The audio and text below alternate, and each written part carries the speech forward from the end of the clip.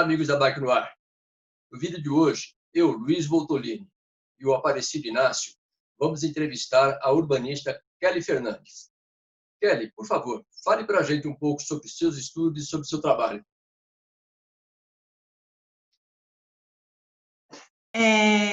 Primeiro eu quero agradecer o convite. Eu estou muito feliz em participar da conversa de hoje. Sobre a minha formação, eu sou graduada em Arquitetura e Urbanismo e sou especialista em Economia Urbana e Gestão Pública.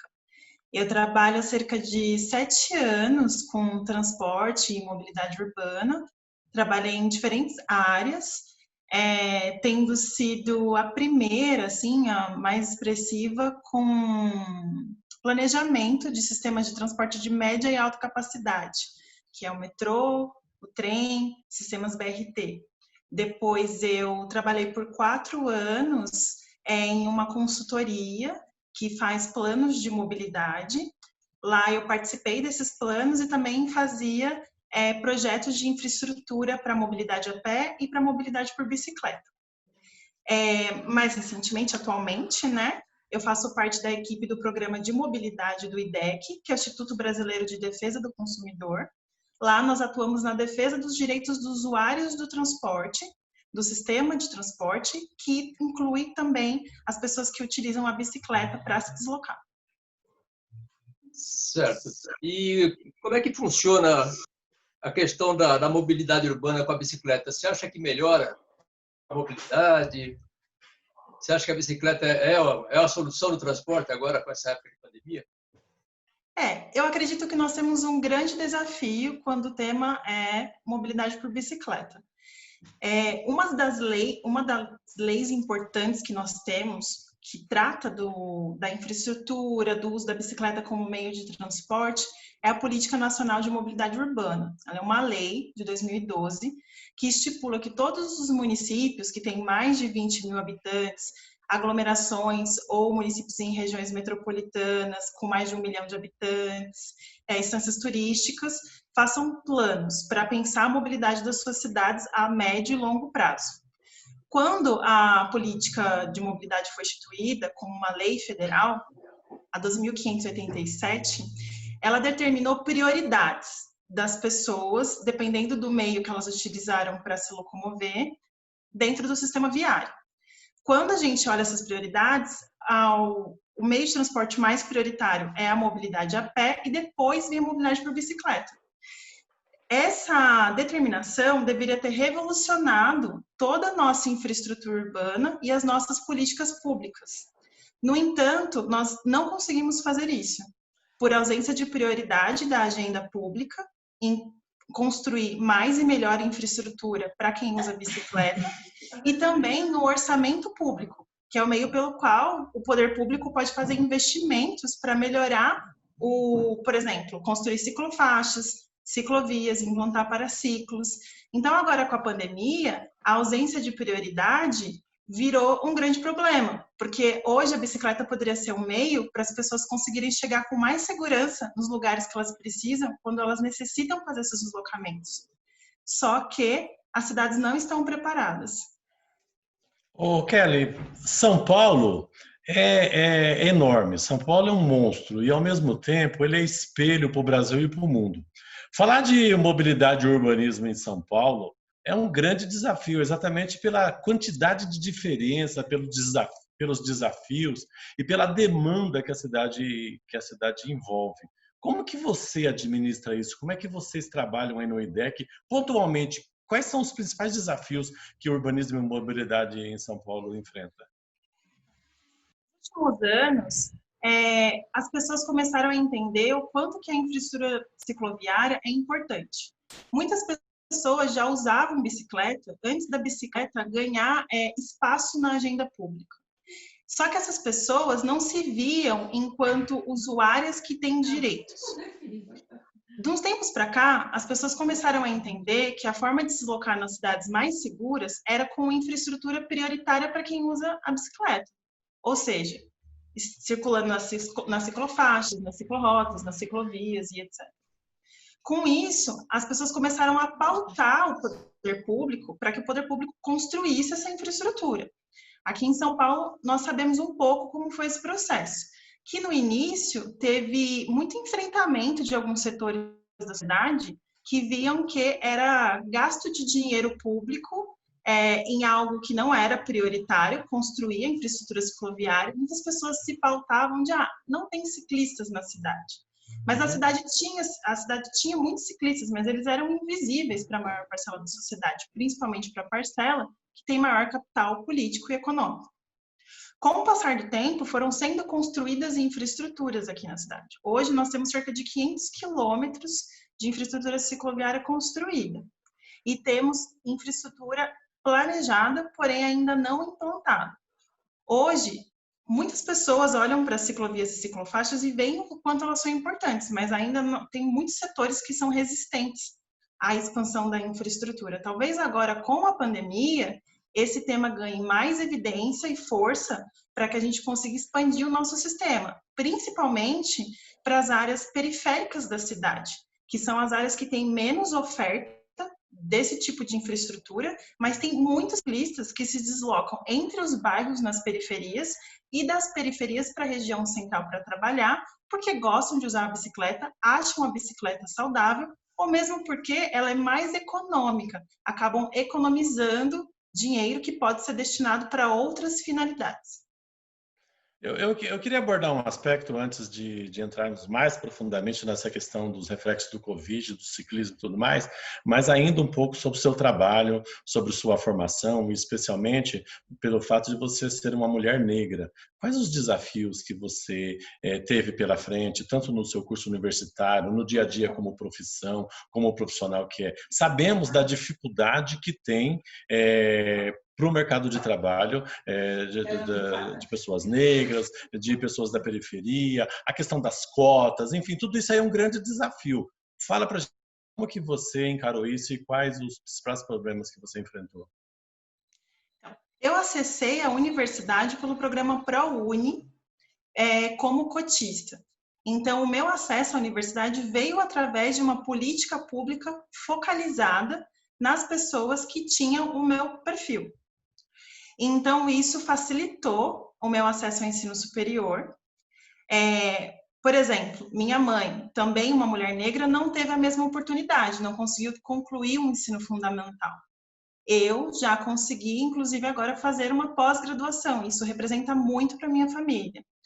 Minha inserção no mercado de trabalho veio muito pelo fato de eu ter conseguido ingressar numa universidade de renome, a qual não teria acesso se não fosse por esse sistema, e ter um acesso a uma boa formação que me possibilitou participar de processos de seleção de estágio e trainee, através dos quais eu consegui acessar esse mercado de trabalho, vou chamar assim, que tem a ver com planejamento urbano, planejamento de transportes, que é pequeno e restrito, mas que foi através dessa atividade profissional que eu consegui me entender enquanto uma mulher negra e periférica e encontrar função social na minha atividade, que é o que me faz ter prazer hoje em atuar nesse tema. Eu acredito que o fato de eu ser uma pessoa com essas características faz com que eu consiga abordar algumas questões com a sensibilidade de uma pessoa que viveu esse lugar e teve e acumulou essas experiências.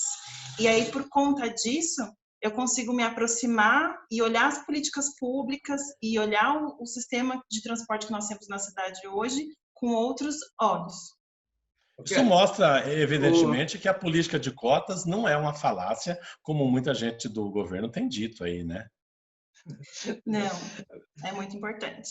Agora, me diz uma coisa, Kelly, o racismo estrutural ele também se manifesta entre os ciclistas? Olha, o racismo estrutural, como o próprio nome já diz, ele vai estruturar todas as nossas relações, sejam elas quais forem. Principalmente porque ele se esconde dentro de práticas que muitas delas são institucionalizadas. E elas se tornam praticamente invisíveis. Então, quando a gente está falando de planejamento cicloviário, algo que a gente pode citar é o fato de, por exemplo, A Ruth Costa, que é uma das diretoras da União de Ciclistas do Brasil, recentemente participou de uma live. Nessa live, ela citou que toda vez que a prefeitura investe e implanta uma ciclovia, ela nunca começa pela periferia da cidade. Ela implanta a ciclovia na área central, que é onde vai ter mais visibilidade política, mais visibilidade social, e aquilo consegue ser mais facilmente associado a um determinado governo ou em questão, que esteja tomando conta daquela gestão. E então, por quê? E quando a gente fala de racismo estrutural, como enxergar ele na cidade, uma chave muito importante é a localização.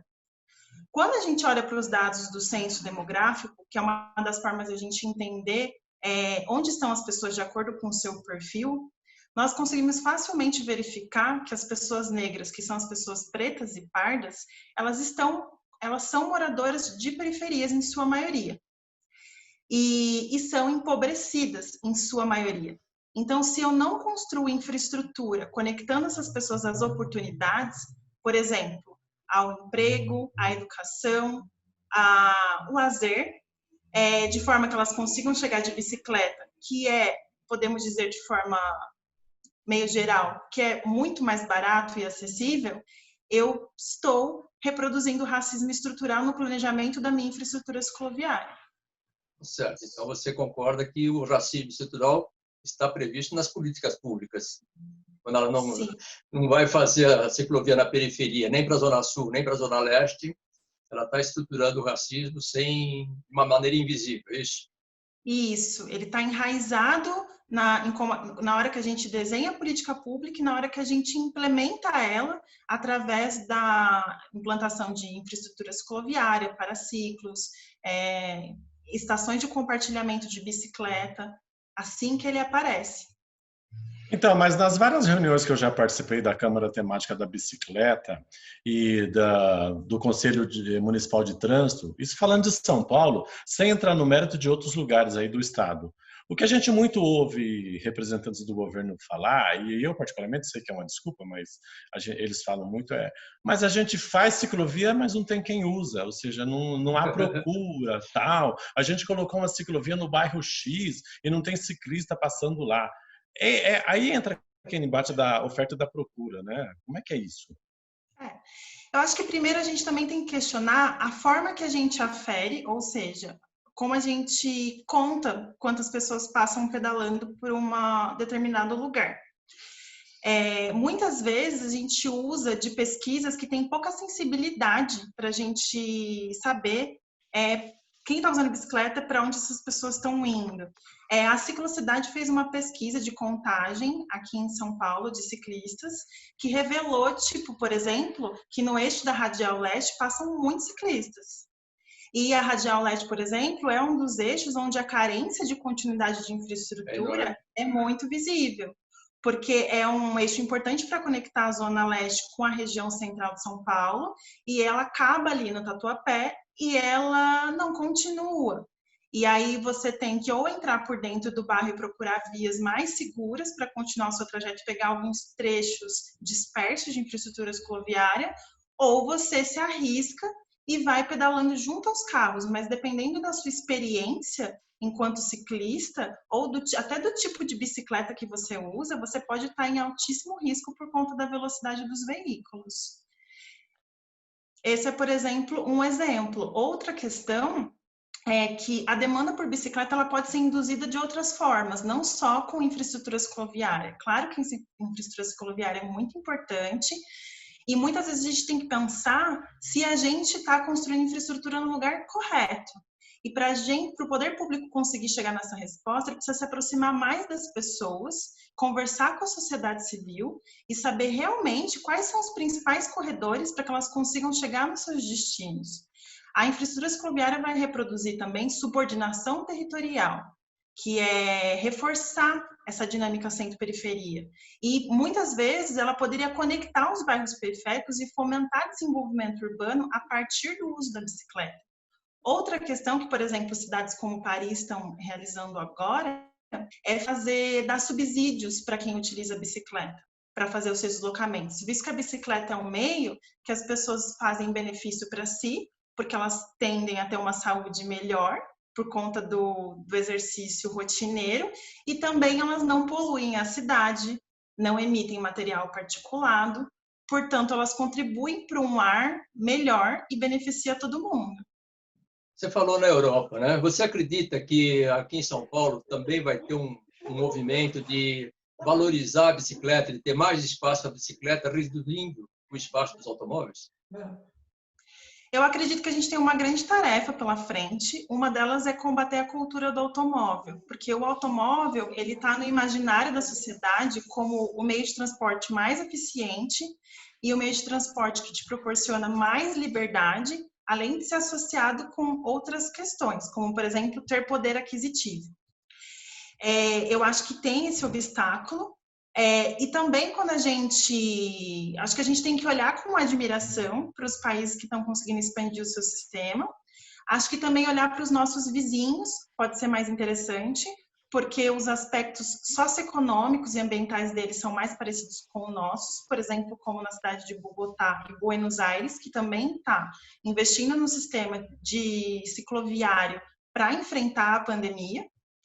E também não deixar de ter sensibilidade com as nossas características sociais e territoriais e conseguir, a partir delas, construir soluções integradas à nossa realidade. Por exemplo, a distância que muitos bairros têm em relação à área central, muitas vezes impedem que a pessoa consiga imaginar usar a bicicleta no dia a dia dela.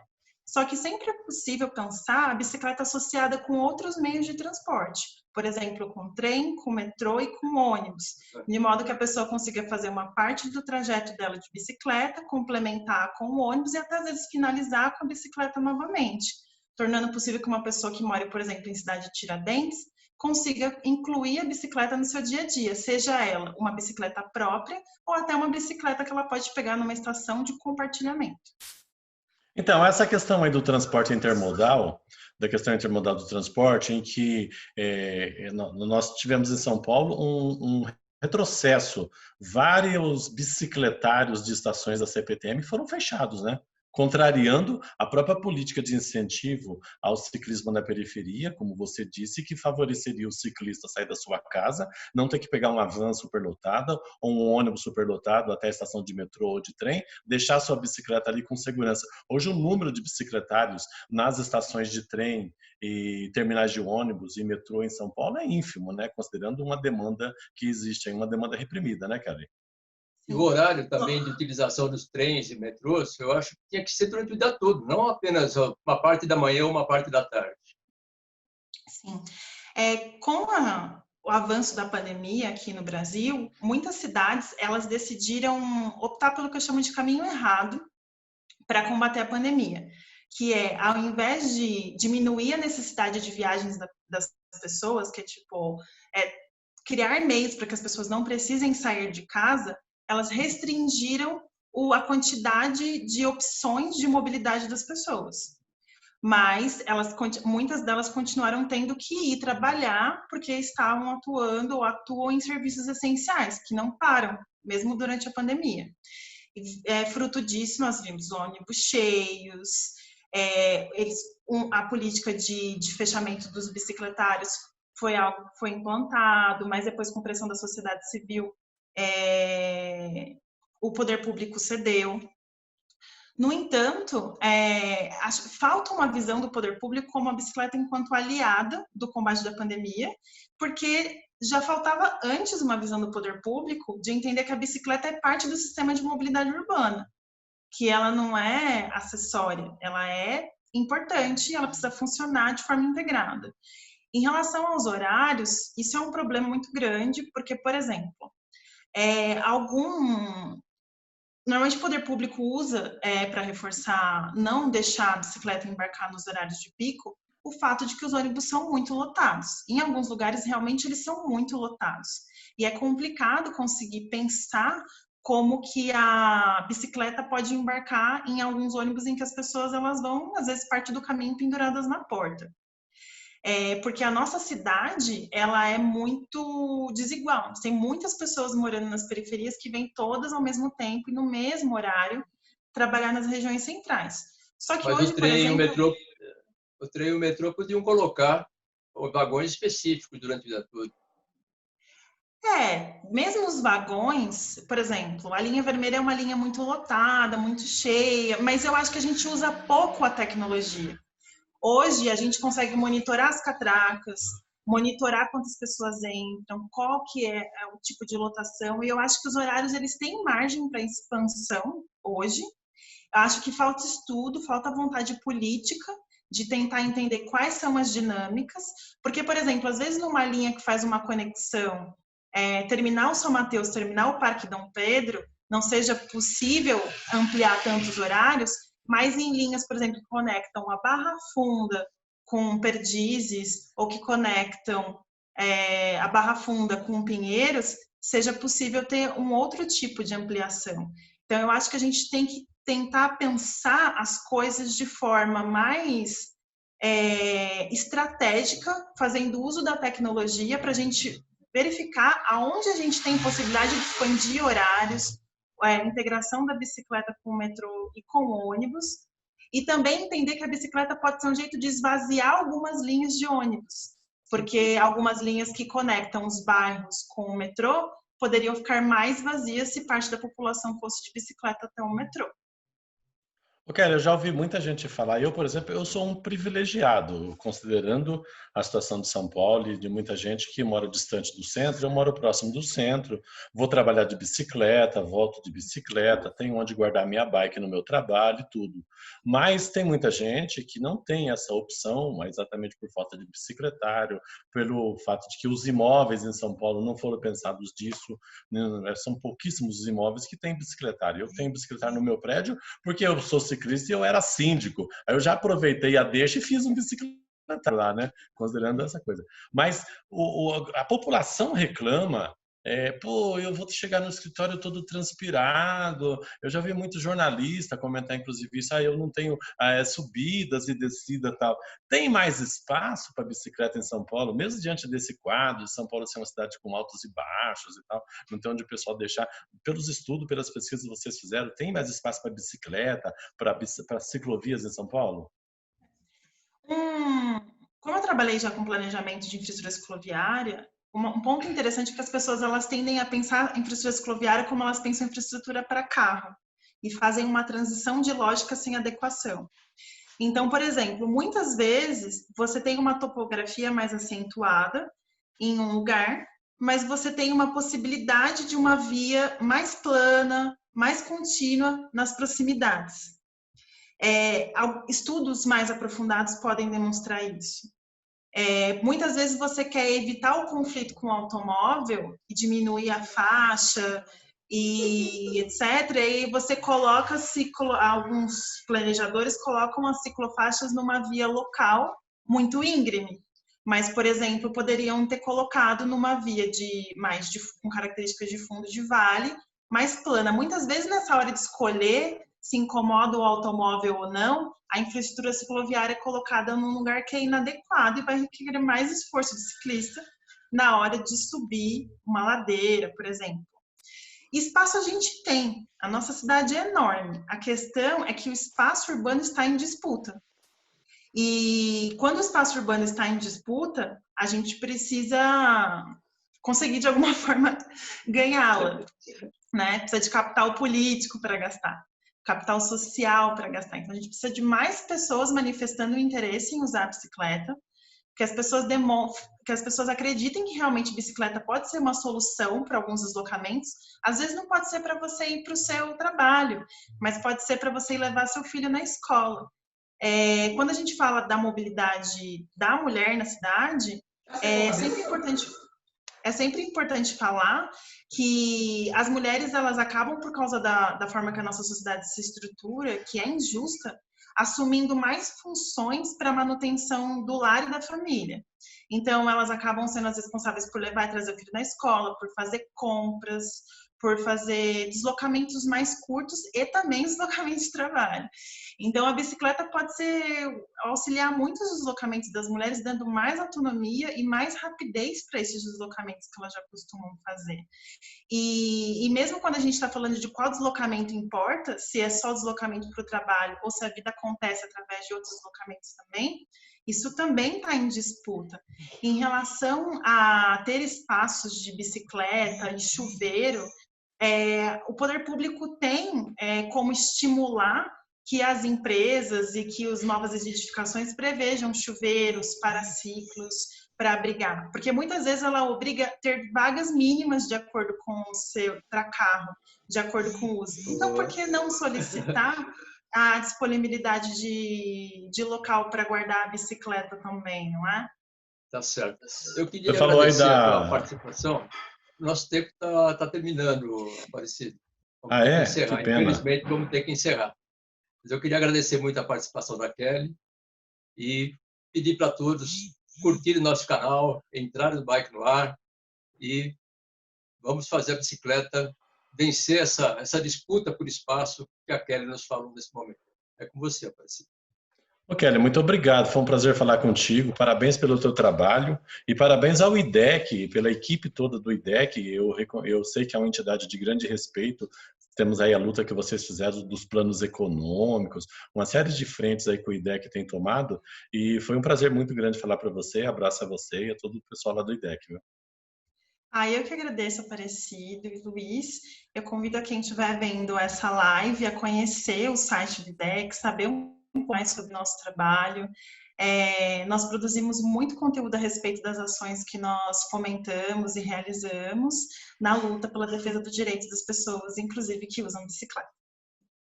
Falou. Tchauzão, gente. Até a próxima. Obrigada. Até a próxima. Bike no Ar, o canal do ciclista.